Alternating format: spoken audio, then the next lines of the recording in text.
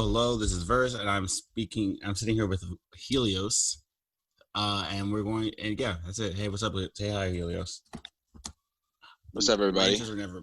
My intros are never particularly like exciting because I don't know how to. I'm not a. Fucking, you gotta hype it up. You gotta hype it up. Yeah. The thing is, I just woke up. I always do this right when I wake up, and then I'm like, I don't know how the fuck. Why do I do this right when I wake up? Yeah, I don't know what the fuck. I mean, today when I woke up, my first cognitive thought that actually passed through my mind was, fuck, I don't have any coffee. I had run out of coffee beans, so I had to go buy some more. That was it. And I was just pissed until I get the fucking coffee. I'm like, God fucking damn it.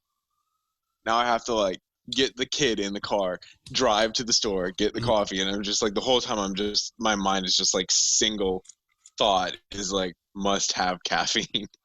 That's how you know you're addicted to it. You know what I mean? When you have to have it, it's it does nothing for me but get rid of the must have caffeine itch. Yeah, and that's kind of shitty. But if I don't drink coffee, my fucking day is shot. It's over. The whole day. It's if I don't drink coffee, I'm just gonna be an asshole for no reason. I'm just gonna be mean and rude, and get angry about nothing. I'll kick the dog if I don't have exactly. It's fuck you. I kind of feel bad. My parents got me hooked as a kid too. It's not even it's culturally Latinos drink coffee from day one. So I've been hooked my entire life. Well, see, my mom did this thing where she was okay, you can have coffee, but you have to drink it black, which is the worst possible way. It's okay, so you get used to having the maximum amount of caffeine. It's the highest possible. Yeah, you can drink coffee, but you just have to take shots of espresso. Basically, that was it. Blast off. Yeah, it's wild, but hey, fuck it, I like it. And many very intelligent people. I know there's a big pushback on coffee right now, but many very awesome people are fucking addicted to coffee too. So I'm not gonna fall for the Mormon psyop. Is that what it is? I think that's what it is. The Mormons. Yeah. They don't like coffee. You can't tell that they don't Mormon like coffee. There's they blend in. No hate and no not trying to bust anybody's balls here, but there's this guy on Twitter. I can't remember his name, but he has this book about why you're the book is called Morning Shouldn't Suck. Have you heard of that? And anyway, he's talking about all these life hacks on how to make your morning better. He's a Mormon, right? Oh, okay. And obviously the way to not make your morning suck is not drink coffee right when you wake up. But it was eat peanut butter before bed or some shit. I haven't read the book. I didn't buy it, but it's... I'm not falling for that shit. I'm not doing it. Fucking don't believe his lies. I see so many... And the thing is, I generally try to be pretty health conscious, and there's so much of a push to be anti-coffee, and I'm not buying it whatsoever. I firmly believe there's a genetic... Some people are genetically prone, some people are not. Because when my friends talk about coffee, they have the shakes and they jitter and they have they talk about it it's poison, and I'm I've never experienced it. It's meth.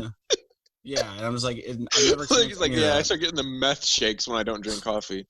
Or is it when they drink coffee they get when they shakes? Drink coffee they get shakes? Oh fuck no! It's literally nothing happens if I don't drink the coffee. I'm just mad.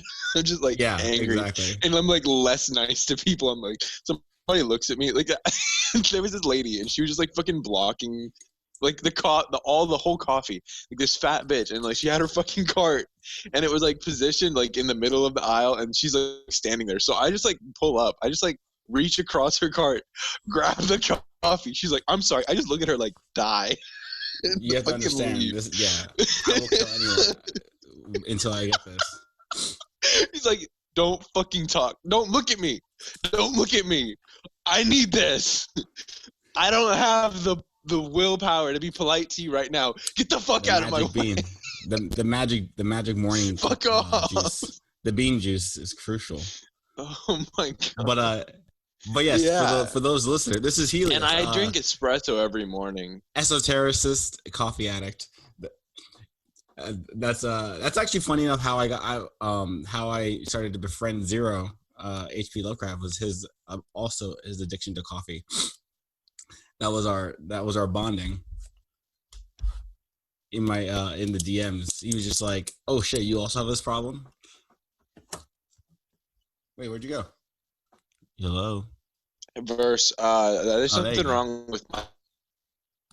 Oh, I started recording again, and we're cool. Anyway, so the audience, I don't know, you probably won't really notice it, but we lost each other for a second, but we're back. I think the last thing I was saying was that's how. Fuck, it doesn't really matter. Anyway, We were talking about like coffee and shit. Yeah. coffee and shit, but it's cool. We can transition into the real shit. Yeah. Did you see that Will Smith, his son Jaden Smith, is dating Tyler the Creator? I think that they've already been dating. Yeah. You see that? That was like, that's yeah, that's been a while. I mean, obviously, I don't like keep up with this. I just saw it. I was like, I vaguely so do because actually, funny enough, his music is pretty good. Jaden Smith. Jaden Smith. Yeah, it's you would think it would be trash, but he has like a electronic like production album that came out last year. That's like really good, and he's just starting to get good because he's like really young. Do you think it's like the influence of Tyler though? No. He has his own like he does a lot of video stuff. Like he filmed a couple videos for Tyler Creator. Like he's been kind of around, but he's starting to like actually develop his like skills. I mean, his dad was the first Grammy hip hop winner. Well, Will Smith's tried to like brute force his kids into fame since the beginning. Definitely. When they were like babies. So 100%.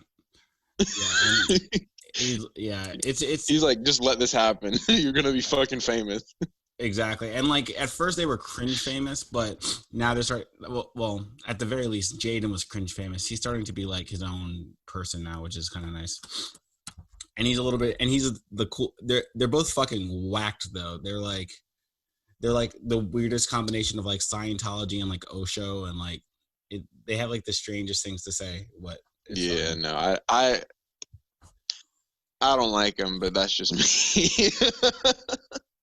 I just like he started from my perspective. He had a song called Goku. That's like the first good song he made, and from there, that and like the album after I like. But that's only because I keep up with it vaguely. And I like that when people start shitting on someone unanimously, I'm like, okay, there's something there at least. Yeah, I can't. Yeah, if everyone's saying it's good or everyone's saying it's bad, I have to check it out. Because if everyone's saying it's bad, it's at least inciting some kind of like thought. You know what I mean? So there's probably something interesting there. Even if everyone hates it, there's something unique there. Okay, that's an interesting way to think about it. Like for example, like I mean, I'm into metal, and like I remember there's a band called Attack that came out like I don't know 15 years ago, and when it came out, almost everyone hated it. But now, if you look at music, pretty much everyone kind of in that same genre, everyone's kind of copying them in like metalcore or whatever. So it's like what everyone hates at one point, kind of like the younger generation might take influence from it. I don't know. I always find something unique happens because in those instances. Yeah, I don't know if that necessarily means that it's good or not, but yeah, no, not necessarily. No, yeah. I just need to see what's going on. Is all. Like I'm intrigued. You know what I mean? Yeah, Scientologists, like so many celebrities are Scientologists, and I don't understand why it's like so popular in like that elite circle. Like I feel like they'd have like a cooler religion or something, but Scientology just like sucks ass. It does kind of suck ass, but it's weird because well, yeah, but it's like diet Mormonism. It's this weird combo of like Mormonism and then just like I don't know. It's like vaguely Eastern inspired theology. I didn't think about the Mormon influence on Scientology. There's a weird like Mormonism is like has a big hidden influence in America itself. Like it's totally like kind of like the behind the scenes thing. Like there's a lot of like politicians that are Mormons and like Mitt Romney was like the big Mormon. But he like does like a bunch of stuff and it like they're behind the scenes. So it makes me wonder like Mormonism, how much has it like influenced America from like the shadows? Definitely from the shadows, because they can pretend to be like standard Christian because they have the same first two testaments in the book, and then like they kind of switch up on you, and they don't really tell you they're Mormon until like after you're already in. And I feel like what people know about Mormons and like what Mormons like are actually doing, like Mormons are like the most esoteric occult brand of religion in Christianity. Like Definitely, they do like all these like secret, it's almost like kind of has Masonic vibes where they have like all these different rituals, like the way that there was this one guy who like put like a hidden camera in like his sleeve or like something, like, and he brought it into one of their meetings. So like I was able, you're able to like watch like firsthand what happens. And so they have this whole thing. I can't remember exactly the name of it, but it's this it's literally like this secret handshake sort of like initiation where there's this giant like wall of curtains and there's a guy on one side and then there's the person that's like trying to gain access on the other side, and they're supposed to like shake hands and recite words through the veil. So like he'll walk up to him and then they'll like be like, show me the sign of this, and then he'll give like some passphrase and like some special worded thing, and then they say it, and then he says, okay, so then what about this and what about this, and I guess it's supposed to be like preparation for like when you die and like are gonna go to heaven, so that you get in, you have to know like the secret words to say, which is interesting. It's just like sort of weird, you know what I mean? That definitely sounds like the Masonic ritual of Christianity, especially when you like, I know that like a lot of the Southwest stuff, there's a lot of like Masonic, like Freemason, like towns and ritual sites in the Southwest. So I can definitely see that being like a legitimate fusion there. But also it's weird. Mormonism is very strange, and I don't know much about it outside of like, what little I've seen in like South Park, or like what I've seen in like, whatever like random tidbits you hear, because they keep it to the chest for the most part. But I really, really like that you have to get out by like excommunication only. I respect the blood in, blood out nature of the Mormonism. Are you gone again? Something has to fuck up. It doesn't matter. Like I could like try my hardest, but there's always going to be something that's like, just like, why is it doing this? Why is it crashing every 5 minutes? Why does the audio like I was it's a ghost in the machine. I was streaming with fucking FODcorp and Scorch the other like a couple weeks ago, and the audio's coming fine. Like I bought a mic, like because my old mic was like falling apart. Consequently, the mic I'm using right now is said old mic, because I had to like basically like fucking glue and tape that shit together to get it to work, because I bought a new mic, and then when I plugged it in and I was like using OBS to record audio, it was only recording my audio and sending it to the stream, and the rest of the audio, which is usually like recorded as desktop audio and then piped through, I was just going to my headphones, and it wasn't actually going to OBS, and I don't understand why or how that was happening, but it was, and I was just like, fuck. That's the difficulty with streaming. You have to like manage a lot of moving parts and audio equipment for some weird reason, and like, even when it's like analog audio equipment, there's always something weirdly is going wrong. But yeah, it's fucked. But I know like that I need to check my levels like before I click go live, and like make sure, because if the audio's coming in through OBS, then I'm good, and then I know it's working.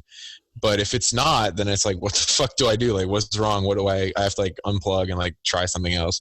At least I know like with this mic that the audio comes both to my earphones and to OBS, because the other way around, like the audio would go to OBS, but I wouldn't be able to hear what they were saying. So then it's like pointless. It's so weird. Speaking of, this is your I guess not your stream podcast, Sunblind, which is the coolest, by the way, actually the coolest podcast name I've ever heard. I'm gonna be honest. I was like, that's the most. I mean, it's also on brand, but the name is fucking lit. I was like, that sounds so dope. I was like jealous that I didn't come up with a name that cool. So there's a little story behind the name. Yeah. And I kind of like teased it when I dropped one of my little like pre-stream video trailer thingies where I'll post it on Twitter just to like let people know I'm going to be streaming in a minute. Mm-hmm. So there's this band called Sleep. I don't know if you've heard of them. Yes. I'm very familiar with Sleep. Smoker. A lot of many smoke sessions in college. Yeah. On their self-titled album, Sleep, there's a song that they do, and it's a cover of a song by Black Sabbath, and it's called Snowblind. Yep. And yeah. So that's funny because that's what I was thinking of when I saw Snowblind. I was like, okay, all right. So I took that sort of idea and I, flipping around, adding in my own personal touch to it, Sunblind. And I was like, oh yeah, because I was like thinking, I was thinking for a while, like, what the fuck do I want to call this podcast? Because I want it to be like a single word, and I don't, no long ass name. Uh-huh. And I tried for a long time because I was like, trying to pull in like some aspect of like the sun, and I was just like, it just clicked, and I was like, oh yeah, this is it. Because I was like experimenting with like calling like powered off light or light powered or like some shit, but that one was the one, and I got beat immediately. I was like, this is the one that I hear. This is it. It's even cooler now that I know it's a metal reference. That's hell yeah. But so I guess I'll use this as a segue. So you have a very interesting cosmology in your Twitter threads. Obviously, all of it kind of revolving around like sun worship. So like, and like I personally understand like enough a general idea of your cosmology, but so everyone's on the same page. What is the significance of the sun for you and like why sun worship and specifically? Well, for me, where it like started out, it's because like, I mean, it's such a simple concept, honestly, but like I came to the realization that life wouldn't exist without the sun, which is pretty obvious, right? But to me, it just sort of felt like significant. Like I hadn't really considered just how fundamental it was. Like if the sun wasn't there, we'd all just die immediately. Like if the sun just went and was gone, we'd just be dead. We'd be fucking frozen to death. Like it was like, so that's sort of what sparked it, which is a very like sort of like a base level Reddit tier take. Like, oh, without the sun, we'd all die. But then it like, if you look into a lot of esoteric religions that sparked about like, 1,000 years ago, like Platonism and stuff like that, and you're looking at the way that they describe the world and like how it's made up and like what constitutes matter, because at that point people hadn't really put into perspective like what atoms are and how that building blocks of reality are made, but they all conceived that reality itself was made of light. Mm-hmm. So if the sun is light and then we are also light, then I guess we're just dirtier, more mundane light compared to the sunlight, which makes the sunlight like the most divine and powerful and potent form of life that basically gives life and energy to everything else. So in the same way, like if you're thinking about it like alchemically, you could theoretically purify yourself to become like the sun, basically transmuting the light that your body is made out of into the pure light. And that kind of leads into your those dope memes that you have with those people that are like all light. That's like the coolest imagery. BOL, beings of light. Yeah, those are like. I mean, like I see you have a lot of those memes kind of like float around your profile, but I really like that imagery. Yeah. Specifically, like the Adam and Eve were like the original beings of light, and so the fall would be like their like I guess being tarnished. The original sin being like the removal of their like complete original light being self. Yeah, that's what I think of it as, because especially if you consider that they're like made in the image of God, and obviously God's not going to have like a material body, so he's going to be like a being of light, is the only way that I can think of it as. So if Adam and Eve are made in his image, then they would also be beings of light. And when they realize that they're naked, I don't know, like, I think I went more in depth in it on a thread, but it's the realization that now that like there's something that's changed about them. I think with eating that forbidden fruit of like the knowledge of good and evil, they did it to themselves. Like I don't think God actually came in there and was like pushed them down into the third dimension. Like by eating it, they underwent like a change within their own bodies, and they like lost some of the divinity that they had before, which is like that purity, that untouched, like pure white cloth with no stains. They had like stained themselves and then like demarcated themselves into a lower form of existence by taking on that knowledge, which is interesting because like the founding fathers, they talk about ignorance is bliss.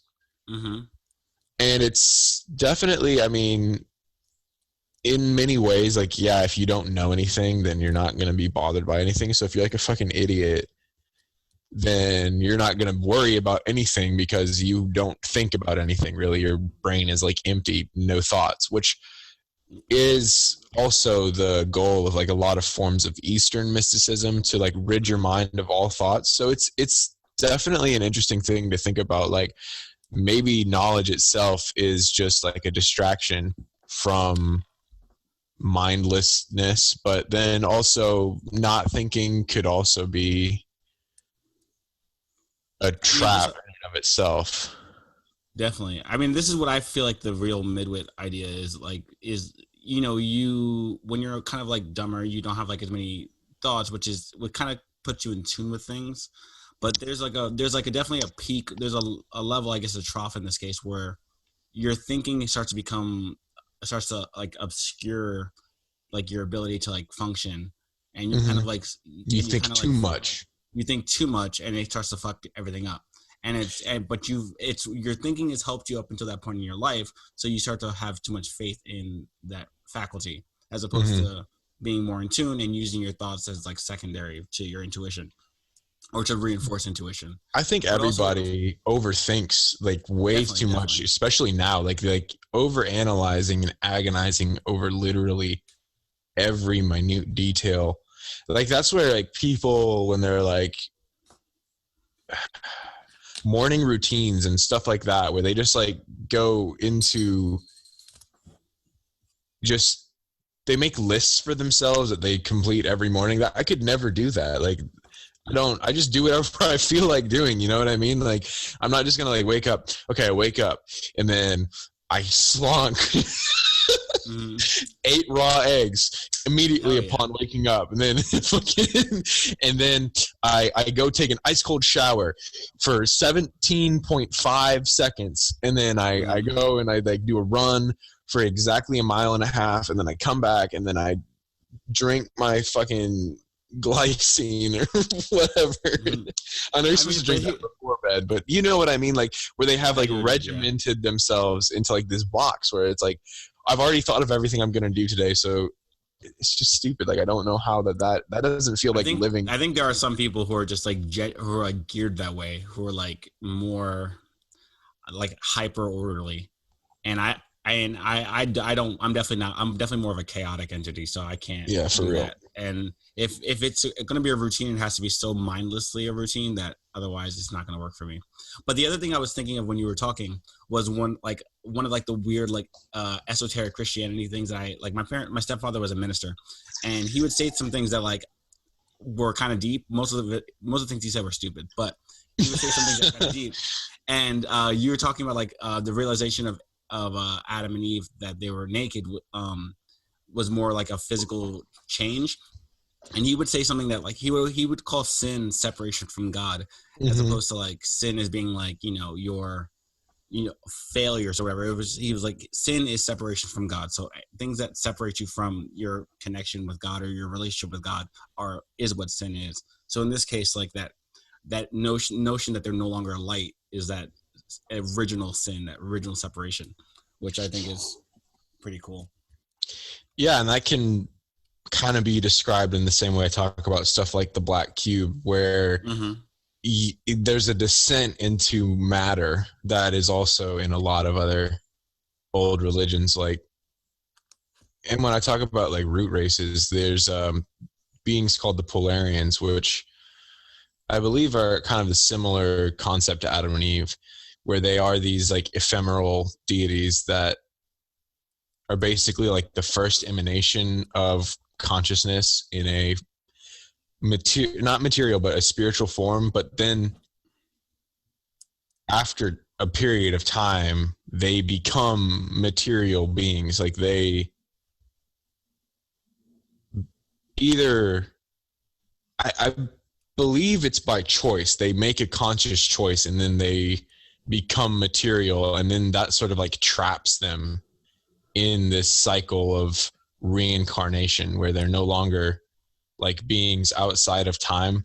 They step into the cycle of time, and then their descendants are then reborn throughout time instead of being able to just like snap back out of it. They like, there's something about this reality and the way that it functions where once you enter it, it's sort of hard to get out and to escape. Like you can lose yourself, like especially when they're talking about people that are like sent in from the outside, like say a bodhisattva who is intended to help other people ascend. Even they can be lost. Like they can lose their sense of identity, even if they're like going in like with a mission, like with this single-mindedness that I'm here to save everybody. There's a very like thick, dark, heavy weight to this world. And I would consider that itself what sin could be described as.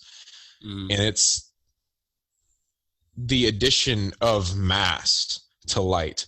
So light is a particle, but it's also a wave, and it has no mass.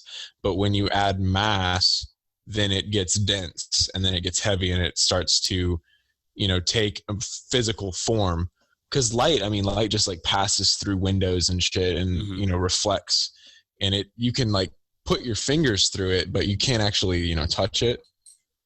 But then you're adding mass to those particles, and it becomes like a physical object that you can then collide with and touch. And in the same way, like say your soul is like made of light, but then your soul gets encased in meat and bones, and then now it has all these sensations and desires and ideas that come from being a human. Then it becomes like way more difficult for them to purely think in a spiritual mindset. And then you have to like, you see those monks that spend like decades trying to purify their minds of like all carnal desires and divorce themselves from society and the things that our bodies naturally crave, like sex and alcohol. And well, I don't know if we naturally crave alcohol, but it's just like something that I feel like you'll tend towards. Like you'll tend towards like addictive substance. Escape or like vice. Everyone has their vice of choice. But really, we do. I mean, it's like, it's really common that it's more common to see somebody addicted to something than somebody that's not. Yeah. I think the, no, I'm not, never mind. I was going to say, I was going to like halfway, I guess like, what's the word? Be like a addiction apologist for a second. But for the most part, yeah, if everyone kind of ends up in like some kind of vice, but if you can find ways to like make it sort of productive, that's good, I guess. And well, I don't know if I saw a thing that I can't remember who it was that posted it, but there was some study done, and they basically proved that sugar is more addictive than heroin. Oh, definitely.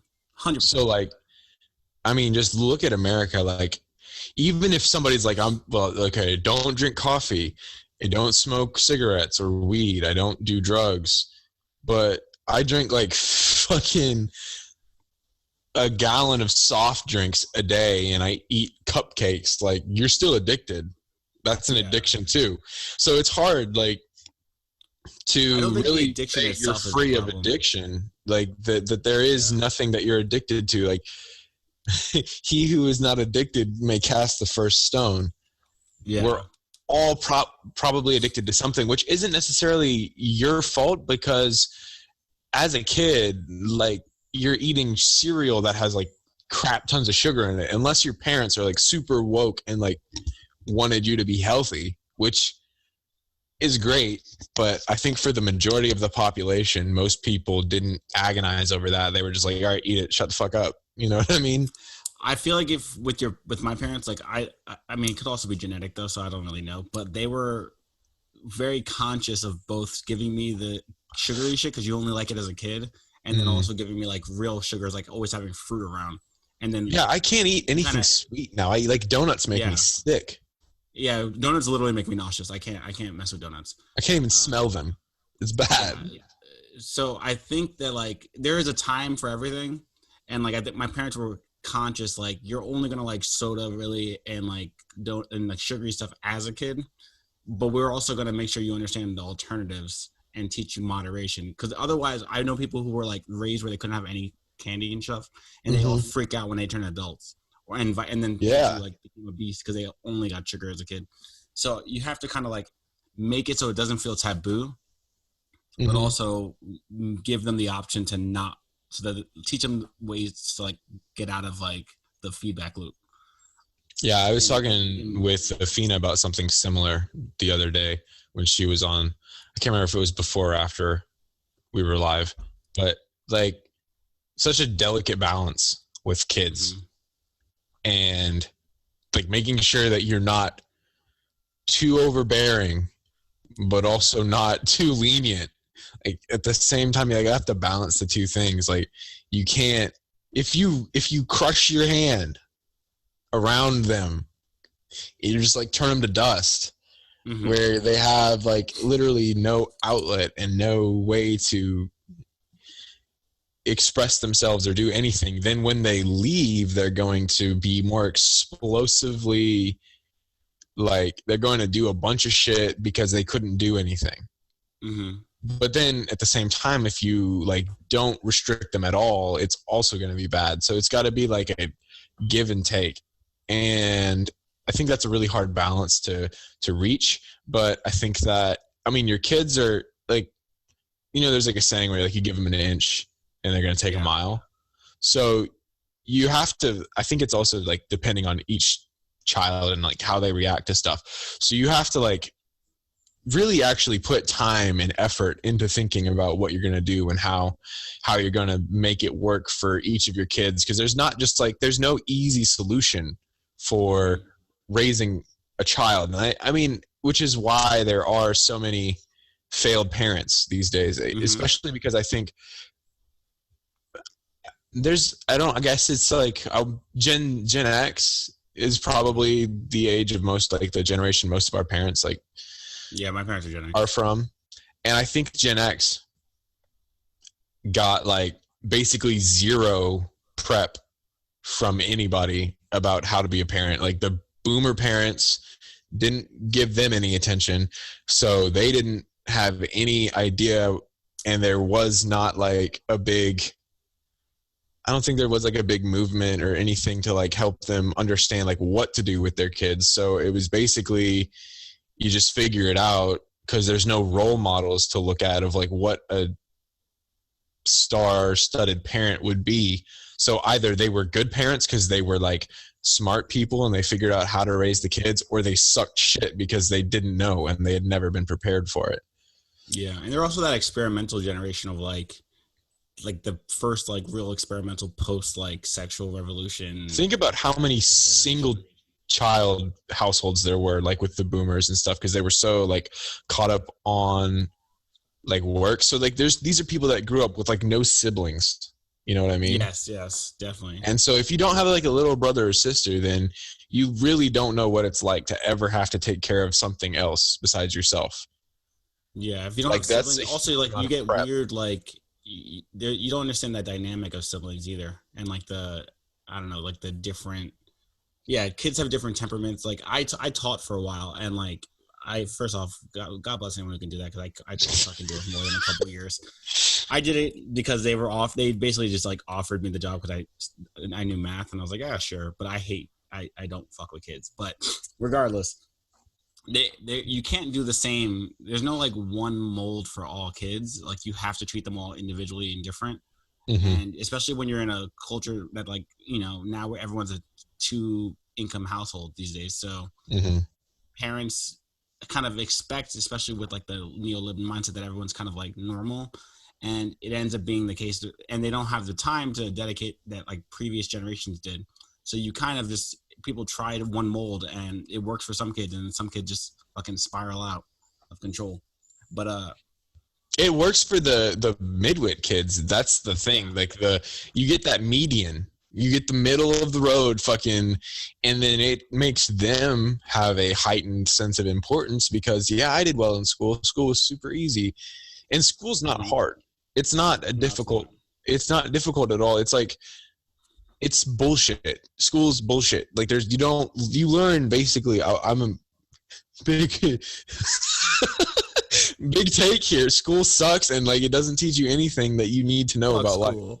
Like literally, like it is true though. There's nothing that you're learning in school that you couldn't learn somewhere else. It's literally just like a check mark. I graduated. If you're learning it in school, it's not helpful. That's pretty much the first rule. Like if it can be taught to you in school, it is not anything that can really make you excel in life. And it's probably like some bullshit curriculum that a couple of dudes that are like, how do we brainwash? It's like, it's brainwashing. It's brainwashing. And like, generally speaking, any positive thing you learn in school is typically your own like cognitive like brain power, like working. Like, for example, you get assigned a book, like let's say you're assigned the Count of Monte Cristo or whatever in school. Like they don't expect you to really get anything from it. They just want to see if you comply. If you happen to read it and then do like some, external cognition about it, and then you were able to apply it to your life, that's not really school doing that. That's your own, like, it's a good fucking book. Most of the books I don't think they would ever have you read the Count of Monte Cristo in school, honestly. I like that they actually did, but that was like AP English. Wow. Yeah. Okay. Yeah, that makes sense. They make the kids read like the dumbest fucking books. I swear to God, everybody's got to read To Kill a Mockingbird. But actually, you know what? They took that out. That book. Yeah, because now it's like somehow racist, even though it's about racism. I don't know. Because it has the N-word in there. I remember seeing this meme where it's like, when you're reading To Kill a Mockingbird and it's your turn to read, and the fucking next word is like the N-word. And they're like, fucking. That's so ridiculous. It's hilarious. My headphones fucking died. That's fucking stupid Bluetooth. But yeah, no, that's so stupid. I mean, it's fine. Take the book out. It's not that good of a book anyway. It's way overrated. Great of a book. I mean, I did see the play. What's the play? The play that they had on Broadway that was fucking lit. That was done by Aaron Sorkin. I got to give them their credit. But it's super like moralizing bullshit. You know what I mean? Yeah, but I mean, when it came out, I get it. Like, it had some value. It does not have much value now. Well, I mean, it's like. I guess it appealed to the liberal sensibilities of the day back when it was published. Mm-hmm. Because the whole idea, it's like this guy accuses a black guy of rape, but he didn't do anything. Yeah. It was just like his daughter's like weird fantasies that were like playing out. Like she wanted to fuck him, but like, whatever. Yeah, it was like some adultery thing where he was like helping her out, and he was like helping her out around the house, and then she like came on to him, and then her dad like beat the shit out of her, and then said it was him, the guy that did it. That is like classic liberal sensibility. It's like the white girl just wants the big black meat injection, and her daddy says no. Yeah, it comes the book. That's exactly what it is. Yeah. Yeah, and then like since her dad like defends the black guy, then like the whole town like gets all riled up, and then there's like the weird guy that like is the weird dude that lives in the house next door, like comes to save them at the It's last Home Alone. minute. It's Home Alone, big black cock addiction. Home Alone meets Blacked. Yeah, that's It's so so funny. stupid. It's a shit book, and It is a shit book. I'm glad they're not reading it in schools anymore. I hope they fucking ban it. That's fair. Yeah, no, I'm with you. Now that the way that you spelled it out, it sucks now. I can't think about what you're saying. I really can't. That's the way. I mean, it's like fucking. But I mean, I was fortunate that I went to like.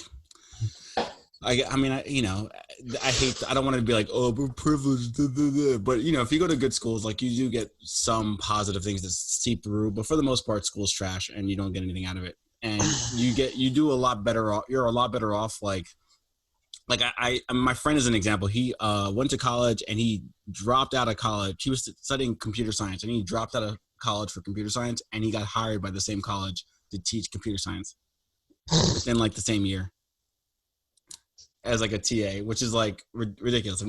He's like a freshman too. I was like, all right, that's like the final death knell for like the institutional system. If you can drop out as a freshman, but have enough skills that you can get hired to work at the same school you just dropped out of, that is like, this is stupid. People talk about collapse a lot, and it's like we're about to see the most monumental collapse of like the educational institutions. It's going to suck shit for them. Yeah. Because of like, and it's really interesting because of the whole like corona shit that's happening right now and how all these kids are like going to school from home on their computer. And then the rest of them are like in basically this weird like quarantine zone state at the school where they all have to like, it's like becoming like prison basically. This is how I've like heard it described by one of the kids that's like going to school. He's like, yeah, basically I'm in prison, and they have like traffic cones down the center of like the hallway, and you have to like walk one direction to like get to your class. And like, of course there's kids that are like going to break the rules and like jump over the cones 100%. And are not going to fucking listen. And it's just like, they're basically making school even less appealing than it already was. So like college, there's going to be like, I mean, online colleges are going to like boom now because why go to Yale if you can just go to fucking Phoenix or online? Coursera, or like literally, there's now no difference between going to Harvard and going to like the fucking shitty online college. And I'm kind of shocked that anyone went to college this year. I cannot believe anyone paid the tuition this year. It would have been the perfect excuse to be like, fuck this. But it is, and like, you know, everyone's always talking about the collapse of college, but this is definitely one of the better side effects of Corona, is like people seeing like the bloat. I mean, obviously people's jobs and shit and livelihood are affected, but the bloat of like the corporate world and the bloat of like the institutions. I mean, this is the biggest accelerant towards like collapse, which, I mean, I don't want people to be like destitute and like I don't want like, you know, war and riots in the streets, but to some degree, like the model right now does not work, and you need to make it worse in order to move on, because like the only way that it's going to stop is if it like basically hemorrhages on the inside. And they have made like ass loads of money. Like the amount of money that you have to pay to go to college at any college, basically. Like if you're not, okay, here's the one time that you should go to college is if you get a scholarship and you can go for free. That is the only time you should ever go to college. If you can go to college for free, go to college. If you have to pay fucking $80,000 to go to college, don't fucking go. You would be better off not going and saving your money. And because then you're going to get into debt and you're going to get a student loan, and then you're going to be paying off on that loan for the rest of your fucking life. And you're probably not even going to pay it off. Like, and then you're just going to, like, that's like step one for debt slavery. Like, even if you go to a cheap school, you into going to college. Yeah. Even if you go to a cheap school and it's like, oh, it's only a few $1,000s a semester, as opposed to like, you know, the tens of thousands of dollars a semester, that adds up. Like, you remember, you have to go for at least 8 semesters. Like it all, it's a deliberate form of like debt slavery. There's a reason why it costs so much. It's to make it so that you're indebted to the system and you can't ever escape, and you have to, you know, contribute towards it. But for most people, that's not viable. It doesn't make your life better.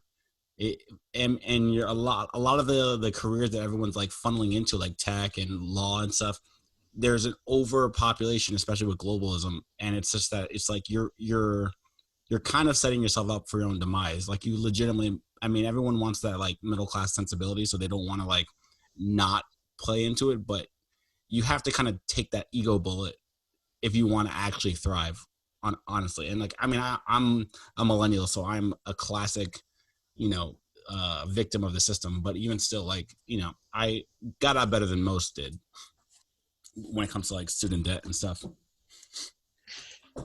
But I saw like a video of some girl on TikTok being like, I've paid like $100,000 into my $80,000. You know what I mean? Like, you're like, okay, number one, bitch, you got played on interest rates, so you like should have seen and like, you should have noted that, like, when you were getting into the loan, like, you should have known that the interest rate is going to rape you up and down the street, and maybe like double-digit interest rates. That's no way that makes sense if it's not like over 10, 12, 15%. Like, like what she was talking about. She got roped into a shitty interest rate. Like, that's like, you have to pay attention to that kind of shit, or you're gonna get played.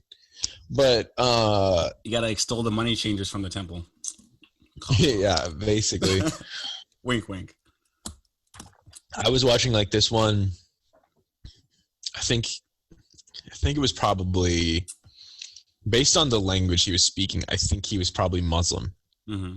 He was talking about, like, do you know the things that Adolf Hitler did that made him so successful and made Germany so successful, like, after World War I? And he was like, number one, he got rid of interest rates. Mm-hmm. And number two, he basically like privatized the national finance system. So like, there were no more international banks, and all the money that was in Germany like stayed in Germany. Mm-hmm. And it like made the economy just explode. It made it go so much better, because now people like aren't buying anything for a loan. And if they were getting a loan, it wasn't going to be, you know, okay, I give you $3,000 now, but if you pay me back, you're going to end up paying me back like $10,000. You know what I mean? So, and then that just like catapulted the economy of Germany into like such prosperity that they were able to do so well. I mean, that's also what made the U.S. successful for the longest time. Until like around World War I, II, when things started to change financially. It's that like interest rates are, I mean, usury it destroys people. That's also actually that's the basis of the United States. Actually, a lot of people were in like debtor's prison. They were in like, you know, Europe and stuff, and they came over to escape it. This is the way to get out of interest hell. This is literally like, okay, so I owe you money. How about I'm paying none of it? Yeah. I'm gonna get on a boat and sail away, bitch. Yeah, fuck it. And then like they would come here and like, people talk about like, oh, the Irish were slaves. What they're really saying, I mean, that's actually true technically, but it was like 5 years of indentured servitude to like get out of the debt you might have owed the person you came on the boat with. That was like what the first like wave of whatever people into the U.S. and the colonies were like, a lot of them, most of them would pay some like would take a loan to get on the boat to the U.S. and then they'll do like indentured servitude for like 5 years or so. And then it's an expensive fucking boat trip. 5 years of work. Holy shit. Yeah, I mean, like you have to consider that, like, this is early, like sail. Yeah. So, like you have to like have all the food on the ship. You have to get to another country. You have to like be part of a settlement, and like your life is on the line, like because you're okay. Just think about this, right? Okay, if we made all the immigrants that come to the United States have to do 5 years of hard labor to get in, I feel like we'd have a lot less immigrants. I mean, they come here to do hard labor anyway. They'd be fucking stoked. They're like, oh, only 5 years, baby. Well, okay, but some of them do. Some of them don't. Some of them, like, there's definitely like ones, because we have such like a fucking BS egalitarian system where they'll basically just like pay you to live here on like welfare. Mm-hmm. You don't have to do anything.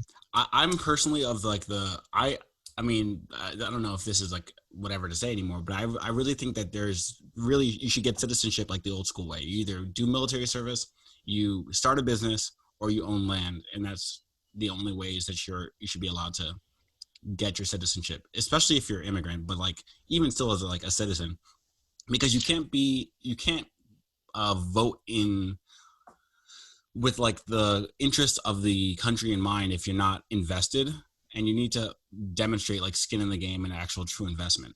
And that's how you get a nation to prosper. That's the reason why those rules existed previously, and that's the reason why people who have done those things vote significantly different than those who have not.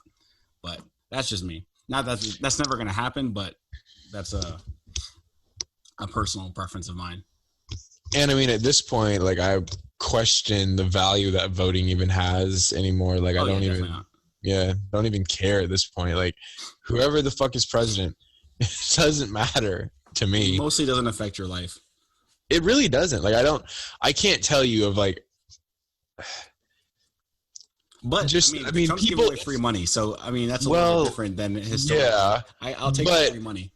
But like, I think the biggest change that you see being affected from who is president is like the way that people act. Yes. Because it's like all like in their mindset, because anybody that cares about politics is already kind of like retarded. And then like you bring in like somebody like a polarizing figure like Trump, and it just sort of like galvanizes people to act in a certain way. You've got like the people that like him, they start to act like one way, and then you get the people that hate him and everybody that likes him, and they just become like super bitter and hateful, and they're just like, fuck all you guys, I'm gonna fucking run you over with a car and shit. You know, it's like it just brings out like the worst in people. It's like, this is what you get from caring about politics. You also see the inner machinations of like the system, like seeing like I've never seen, maybe it's always been this case when I was younger, but I've never seen it's so apparent that like the media and journalists and people and like scientists and people are working in conjunction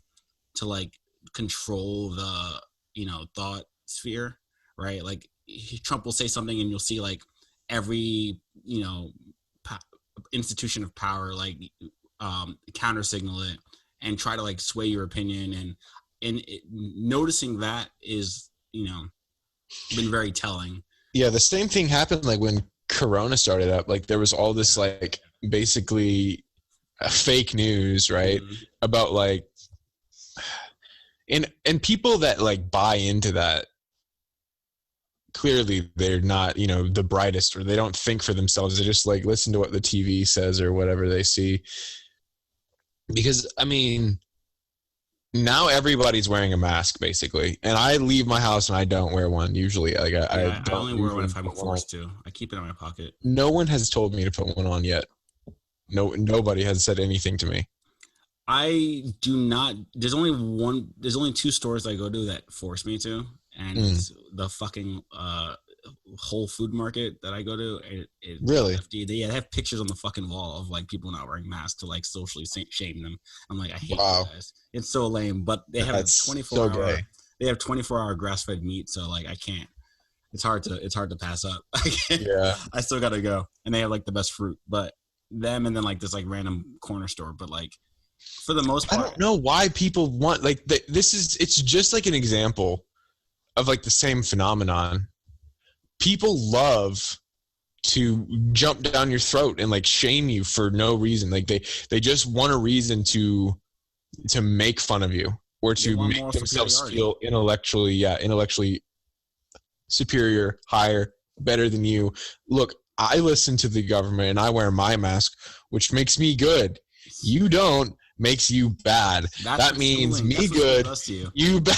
That's literally what school does to you. It makes you like excited. Like I listen to the teacher, so the teachers told me I need to wear a mask, and you're not wearing them, even though 6 months ago they told us that masks don't work. And like they called you fucking. Remember when they were calling people fascists for saying, "Hey, you should get masks"? You remember this? I do. I remember being called a fucking fascist by people I know in real life, being like, "Oh, what is with this hazmat suit avatar and saying people should wear a mask? This is racism. This is anti-Chinese racism." And look where we are. Look where we are now. Those same people don't leave the house without. They're the ones that fucking sit in their car and drive with the mask on and fucking shame you, or they're wearing face shields. I saw someone on the train with a face shield and a mask, and I was like, "You poor little girl. What the fuck is wrong with you?" I see the face shields a lot now. I saw one. I saw like a couple today. It's so stupid. Like I don't understand. Like, what do you think? What do you think it's gonna do? What do you think it's gonna do? Like, what the fuck? People are so fucking. You're just gonna fucking start wearing like. I literally have a gas mask at my house, and if I was actually concerned about it, I would go everywhere in the goddamn fucking Russian military grade gas mask. It would actually protect me from it. Like it would be the only thing. It's fucking hermetically sealed around my goddamn head. It's not comfortable to wear. It's painful. It's like fucking tight on my neck and shit. And like I look like I'm about to like gas a building up and like fucking shoot up the store. You know what I mean? It's got like the fucking plate glass goggles and like the giant fucking round canister filter on the bottom. You know, looking like I'm about to go and like throw tear gas down on the ground. Like you got to prepare for bioweapons. So those are coming. Exactly. So I've had this mask for like a long ass time, and if I was actually concerned and I felt like my safety was at risk, then I would leave the house in it. But I don't think that that's the case. I'm not concerned about it. I'm like, if I get sick, which I doubt because my immune system is amazing, it's fucking killer. You guys are slathering hand sanitizer all over your arms, hands, and face. Your immune system sucks.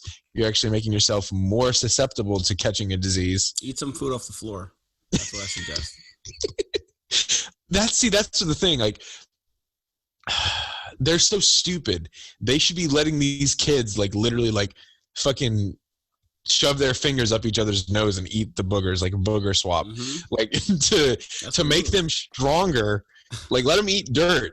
Like the kid, you know why kids like eat all that shit? It's like their innate instinct telling them, if I lick this window, it'll make me stronger. I have like distinct memories of like this is so gross, but I used to eat the fucking, like I used to eat like Doritos out of like the carpet in kindergarten. Oh God, fuck! Like the crumbs, and I don't like it. When I think back to it, I really want to like kill myself, but that's probably why I don't get sick that often.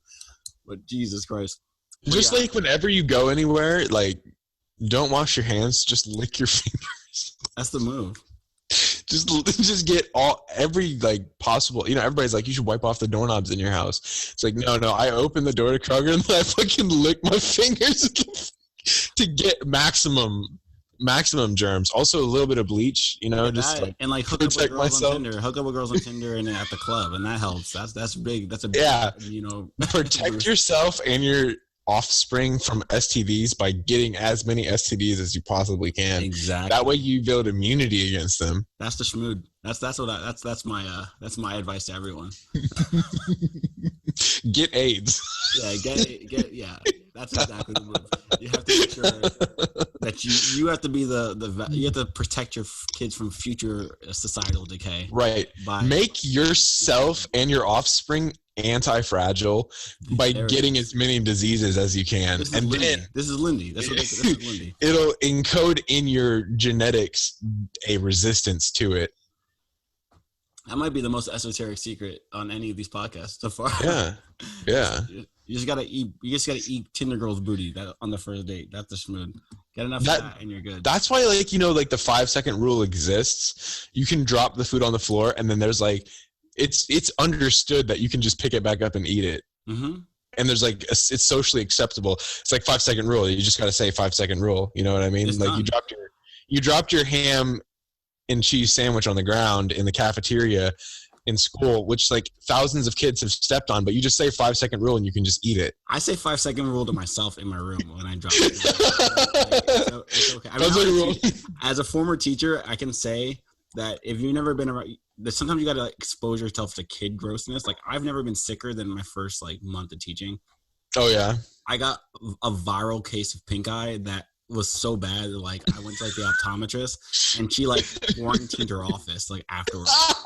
Like I had, and like, this is like pre-COVID. This is pre-COVID. Yeah, I had like retinal scarring from like a kid's giving me a viral case of pink eye. It didn't go away for like a month. It was really bad. But kids are like just like fuck you. And everybody. I mean, everybody that like loses their mind or freaks out because like their kid is like being gross and like licking all on like the toys and stuff. This is normal. This is like natural behavior. This is important for their immunoviral resistance when they're older. Unless you want, like, if you think about it, like the weakest little most sickly kids are the ones that their parents never let get out of the stroller, that they don't let get in like the mulch in the playground and just like eat the mulch. It's true. Like, yeah, they're the ones that they don't let, you know, play on the playground and like lick the plastic gears on the side of the fucking thing. Speaking of playgrounds, so have you noticed, I mean, because when I was a kid, the playgrounds were all made of wood and like everything was wooden, and you had like all these intricate wooden castle like structures that you could like play in. But now they've all been like torn down and replaced with like these steel pipes with like plastic shells around them. You know what I'm talking about? Yeah, it's no, like, actually, like in the city, there was some wood stuff, but in the city, there was a lot of like metal stuff. But I do know that there's a weird like thing about playgrounds. Like they have to be dangerous enough, otherwise kids don't use them. They've done like a lot of tests, and there's like a threshold of danger that they have to have, otherwise kids will not touch them. Well, they make them safe. I've seen now that like they're going around and they're like tearing down all the old playgrounds that are all these wooden ones, like at least where I live, and they're replacing them with these like fucking plastic sanitized like bullshit that looks like stupid and like modern. Well, and it's like this, like, it's not this cool looking structure. Like it used to be super cool, like the way that the wood, they built it with the wood and it looked like interesting, visually interesting.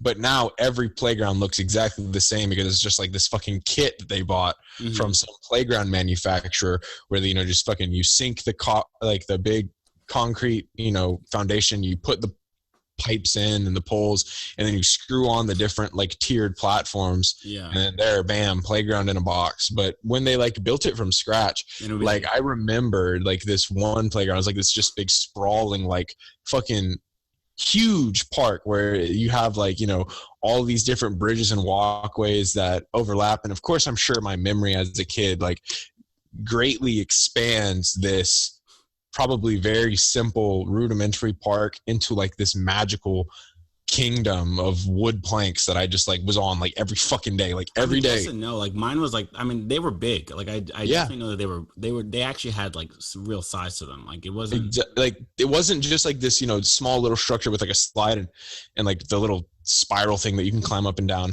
Like there was dozens of kids on them at the same time. Yeah, like, it couldn't have been small. They were very large, and there was like this part underneath one of like the main structures where you could like get into, like we dug like into the mulch so that we could like squeeze underneath it to like get inside of like this part you weren't supposed to be able to get into. And it was like, you know, like our secret spot. And there's no secret spot in any of these fucking playgrounds anymore. It's true. There is no, this is only for us. You know what I mean? Like we claim this space. Like you write your names like on the inside and like, this is our spot. And if we find you in here, we're going to fuck you up. Like that sort of, I don't know. I feel like it's gone. Like when I was a kid, like that was like the best thing. It was like, you know, getting like fucking digging in the mulch and like squeezing your little fucking body in like this like 6-inch crack, worming your way through, and your mom's like, stop, get out of there, Anon, get over here. That's critical for development, honestly. And you're like, no, fuck you, Mom. This is the boys only fort. Get the fuck out. If it's true though, like, and I talk to like Zoomers and shit, and they don't. I mean, I don't know how old you are, but I don't know if you were around during like the age where kids could just like do whatever they want. I'm like, 24. All right, you're like on the line of it. Yeah. Yeah. So there was definitely a time where like my parents would just like go outside and come back when the. Oh no. That was definitely my parents, but I also would just like do whatever I wanted anyway. Yeah. Like I would go out in like the woods behind our house Mhm. and just like build forts out of sticks. Yeah. And that was like innate behavior as a child. Like I feel like that's like instinctual. I was on like That's a like, bike gang. that's like hunter-gatherer behavior. You're like go out into the wilderness and you construct a rudimentary home where you can live. Like it's just like the blueprint that's ingrained in your mind as a child, and you're like still operating on those like base instructions. Like, you know, people talk about how like cats and stuff are like born with like these instincts, and humans are definitely born with like the same thing. Like they have like Oh yeah. stuff that's blood memory in your head that you just have to enact. Like there was like this, like, I don't know, some like strain of bamboo where I lived. And there was like these little thickets of bamboo that were growing in the woods. And like my first thought was like, you know, fashion them into spears. So I made it into a spear and I fucking stabbed my brother in the leg. Dope. That's so dope. My little brother, I just like fucking threw it at him and just like fucking got him right. I shot him in the knee too. Like, you know, I just like abused the shit out of this little kid. But, you know, we had a good time. It was all fun and games. I remember because I was like super into it. Like I was just like go like the moment I'm done with school, I would like immediately go into the woods, and I would be there like until it got dark. And I would just like come in, you know, for dinner.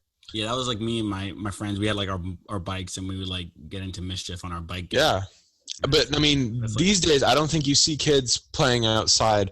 I remember there was this this kid who lived down the street, and his mom, she bought him a PS3 so that he would not play outside. Oh yeah. She wanted him to stay inside where it was safe. And maybe it was for the best, because I remember this kid, like he hung out with me a couple times. And then one day I'm like, you know, just running down the little trail that I'd like cut out through the woods. And I hear him like screaming, and I find him over in like the bamboo thicket. And he had a fucking butcher knife, and he had cut himself trying to cut down some bamboo. And I'm like, you idiot. That's not how you do it. So like, and like, I bring him like back to his mom. And like, I had bandaged him up and shit. And his mom was like, oh my God, this is why I tell you to stay inside. That's exactly it. Her grips are too tight. Her grip was too tight. And that's why he's going around with a butcher knife cutting down bamboo. That's the move. I was like, dude, that's not how you do it. You're gonna like, I mean, he had like, I don't remember what he cut, but he had like cut himself pretty bad. I think he had to get stitches and shit. I mean, you have to get stitches. That's a critical part of growing up. That's important. You have to break some bones, get some stitches. I never broke a bone. Never broke a bone. I broke my tailbone. That's not really exciting. Oh wow. And I broke my hand, but I fell off like an 8-foot fence and I didn't break shit, so I don't know how that happened, but you drinking your milk. That's important. It's true. Yeah.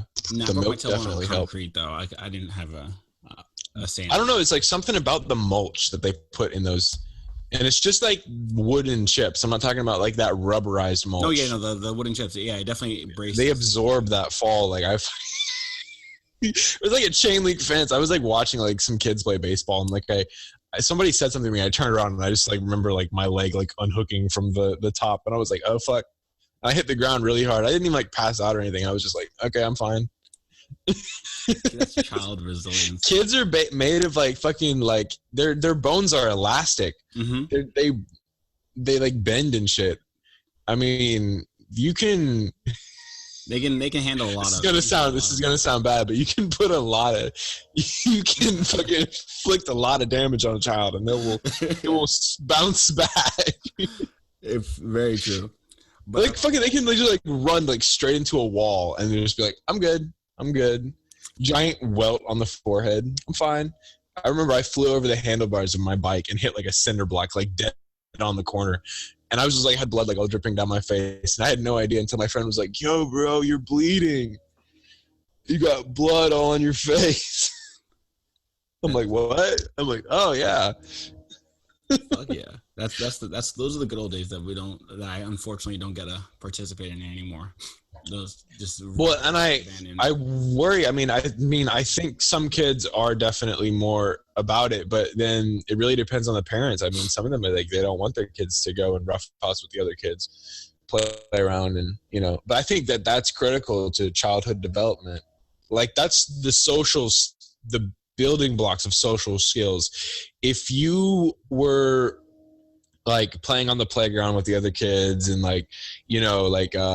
terrorizing the girls, that's how you're going to be a Chad when you grow up. True. Because if you're not doing that and you're not like making those important connections, as innocent and childlike as they might be, you're not going to know how to carry yourself in a social situation later on, because like that's how those social that's literally lays the groundwork for all future socialization, those like early years. And you have to like it's always the kids who didn't do that are the weirdest and don't know how to function. I think it's referred to as free play. Yeah, free play. Yep. And that's like so critical to cognitive development. It's really weird. It's like, I feel like even though that there's been, years and years and years of psychiatric study on humans and stuff, they still don't really know exactly how to, Can you hear that, by the way? No, I can't. Okay, there's somebody like cutting the fucking grass out in front of my house. They haven't really figured out exactly what makes people tick. They have guesses and they have a lot of theories and hypotheses about it, but I don't think they actually have it like nailed down where they actually know. And that's the sort of thing where you were talking about earlier, where every kid's going to be different and they're not going to be able to put them just in like a box and like be like, okay, so this works for every single one. And I think that there's a reason. I mean, their neurodiversity, like when you think, I like to think about like things as like back pre-civilization, or like it would have been more beneficial for humanity for there to be a lot of different types of neuro wiring, like neurodiversity. Otherwise, you don't know what situations the tribe is going to fall into. So it is fundamentally, I mean, like the idea of normalcy in like our standardized culture, I understand why it exists, but you're fundamentally not going to be able to fit every kid into that mold. And like I remember, like the first thing they teach you when you're a teacher is like your I don't know, social management. I can't remember, behavior management. There's a 5% of kids that will fundamentally not function under that system always, and that is no matter how good you are, there is a percentage of kids that just fundamentally will not respond to it. Yeah, or respond completely opposite to how they're supposed to, and you have to understand that. And like, yeah, I'm down with that. All right, so to kind of like, I mean, the thing that what you're saying, that neurodiversity is encouraged, you also have to like factor in all the different environments that there are present on Earth, and like the different ways that people would evolve to cope with certain environmental scenarios. So say like in an environment that's really cold, like say Alaska, there's going to be a different sort of thought pattern that evolves with those people than say somebody that's in a densely wooded area with lots of natural shelter in a humid climate.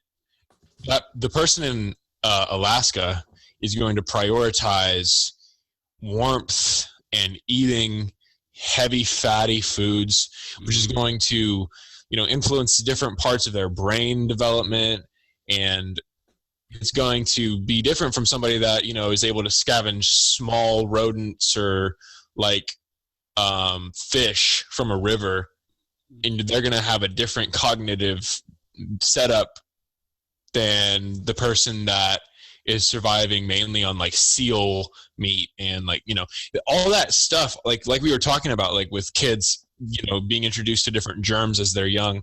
All that stuff is going to influence your genetic makeup, because in a really, really true sense, you are what you eat. Like fundamentally influences your biology. Yep. Because the atoms of the food that you're eating become the atoms of your own body.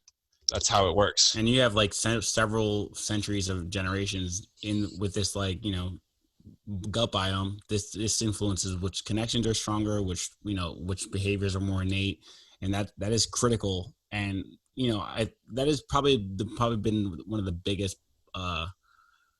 I don't know, I guess like biohacks from like this corner of Twitter has been like, understanding like what foods are you more, you have a better, are you more adept at like handling, and like how that affects your like biology. And I think that's a very critical like insight.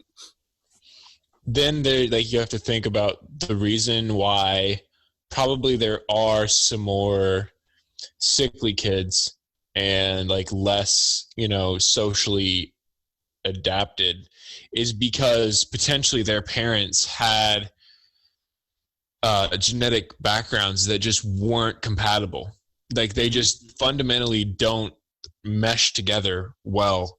And they have started on this, especially with hormonal birth control. Like this is a major issue. I think it's going to emerge. I mean, it already has. Hormonal birth control changes the pheromone receptors in the female that's taking it, which makes them attracted to like more, instead of more diverse genetic differences, they actually will gravitate towards someone that's more similar to them, which makes me wonder why they're like, if that has any correlation to do with like incest porn on.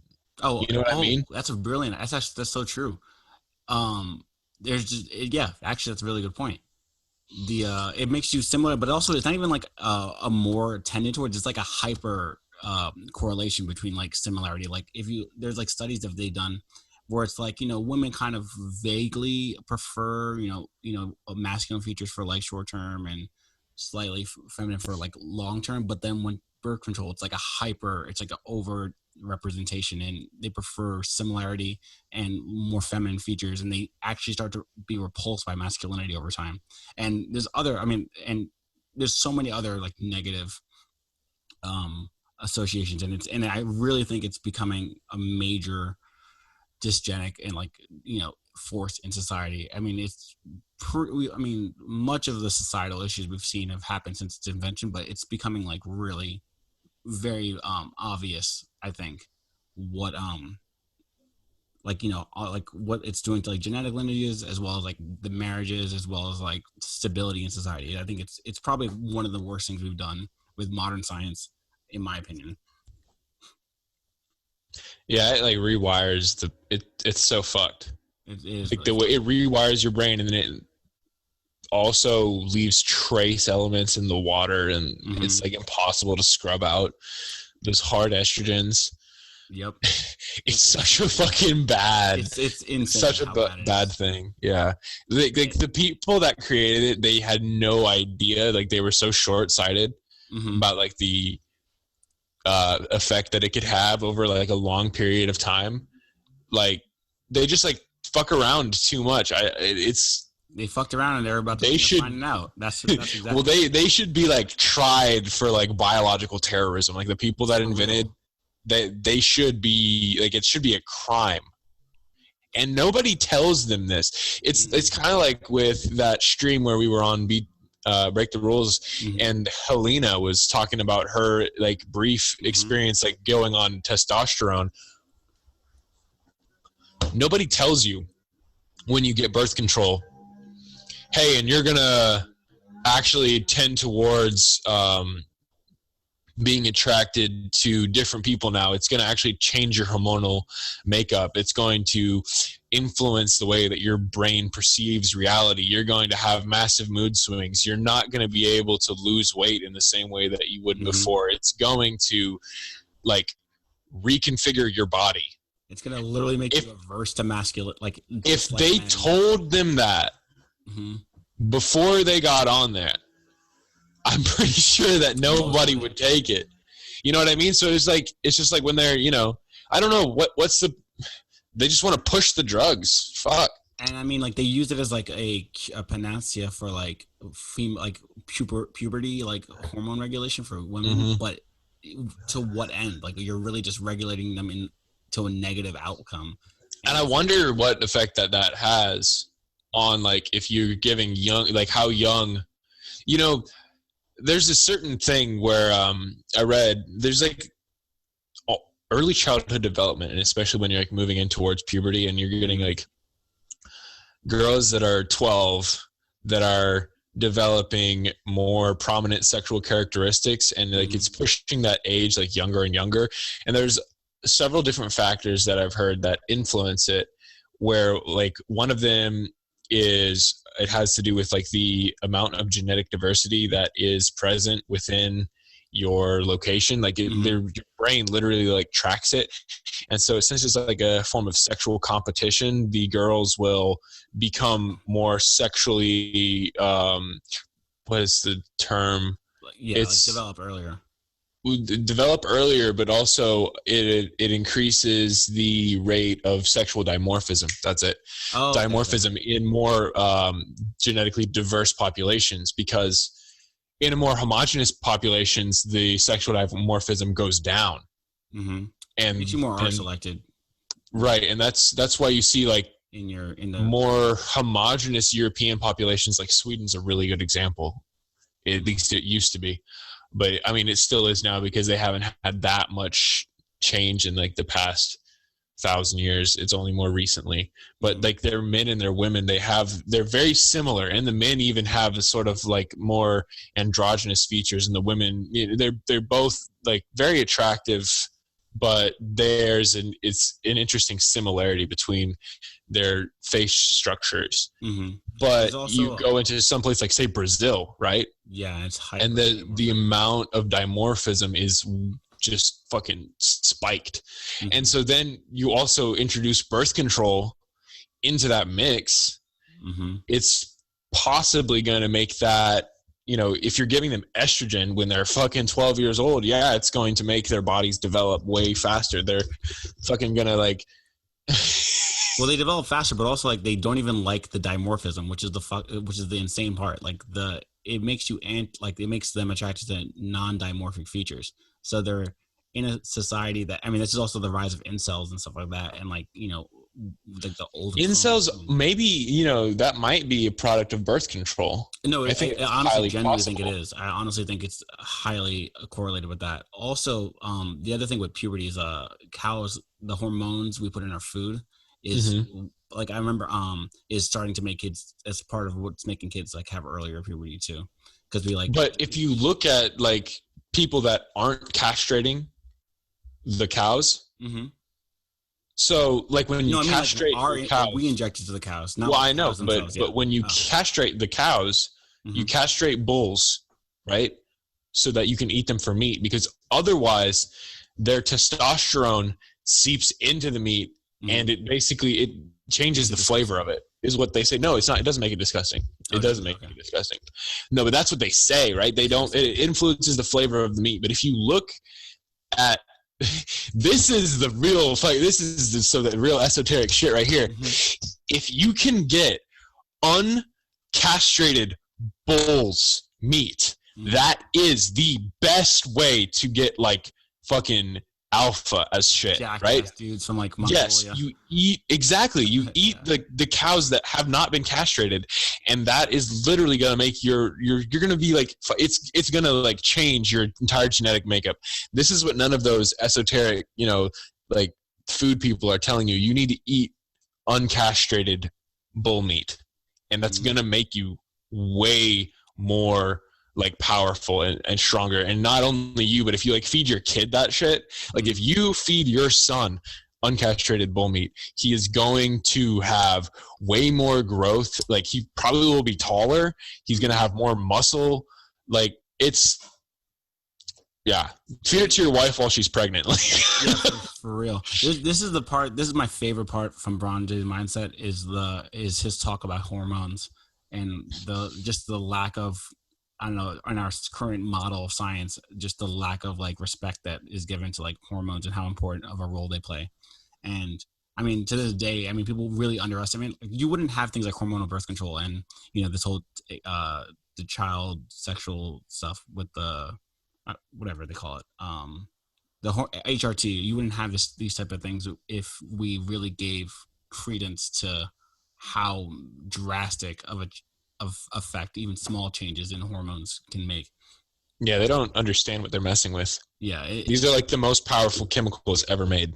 Like if you consider that I think about this all the time. I'm like, we know for a fact that if you give like a gender, so I'm trying to like not get taken off YouTube. If you give a gender, if you give a gender the opposite gender's hormones, there's a dramatic physical, visual, physiological change that happens within like a very short period of time. Yeah, consider that so like whack. we're giving girls fucking pills of like hormone bombs every single day for years. You don't think that's going to create a major like issue? Like I know I talked to like my friend's a scientist, like a psychologist, and she was like, "You're using like faulty information about like hormones." I'm like, "What are you talking about?" Like, look at this man. He took fucking estrogen for a year. Now he's all soft and shit. Yeah, like, look at him. He's got way more fat. Like fucking, his body has changed shapes. Like you're telling me that it does nothing? Just look. Exactly. Okay, now we compare women from the 1950s to women from now. I mean, just look at her. Fucking, and then now compare a girl who's not on birth control to a girl who is on birth control. Just look at them. Just look at them right next to each other. And now compare a guy who, like eats this meat that has high testosterone content, and then compare it to a dude that eats fucking Lunchables every day. Like the obvious, like it's gonna be so clear. It's like now, okay. Nothing, and that's like physical changes. Like imagine the more subtle, complex under the hood changes. Like if your whole physicality change, your mind, I'm sure, is having like a fucking looks completely different. And it's insane that like this is just not understood on like a in general, but you know people. It's like they don't even want to talk about it. They don't. It's like taboo. It's like the big taboo these days is to talk about hormones and like the possibilities that messing with them has, and like they don't even want to admit that birth control is fucking with women's hormones. Like it's not even like they're like, well, you know, it's liberation.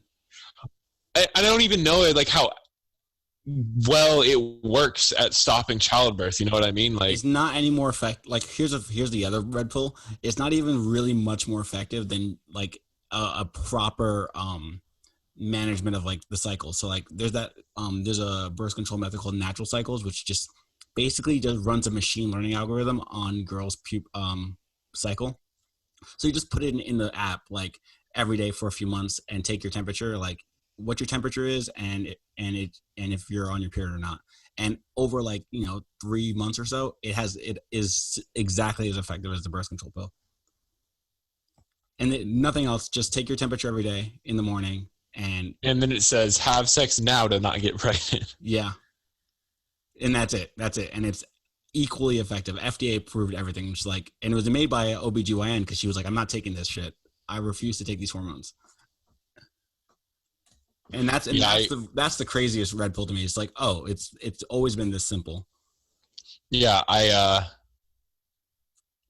think we could end it on this, but I think it's safe to say that humanity has forgotten more than it ever knew. You know what I mean? Like there's so much that has been lost. Like I'm pretty sure that ancient man could just look up at the moon, see what phase it was in. It was like, okay, I can fuck my wife tonight. Yeah, for real. And this kind of brings it back to the first thing we were talking about. Is just like you're thinking too much, and it starts to become a hindrance. You're relying too much on our menial modern faculties of rationality and thinking that that's going to be well. And also everybody's like terrified of having kids too, which is just stupid. So yeah, it's just it's insane. But yeah, this is a cool place to end it. So Helios, how can they find you? Helios Logos on Twitter, and then my YouTube channel. You can probably just search Sunblind. It'll pull it up. Sunblind. Wait, how often do you stream? I know you do it weekly, but like, do you have like a specific day? I try to do it weekly. The day varies depending upon like the person I'm having on and like their schedule. Like when I had Athena on, she like Tuesday worked best for her, so I just did it on Tuesday. But this Sunday, I believe Sunday night, we should be streaming with Pharaoh Melvin. And we're going to talk about like his 2020 prediction thread and stuff like that. It should be a fun time. Awesome. So yeah, I'll put a link to that in the description. And thanks for coming on. I really appreciate it. Yeah, had a good time.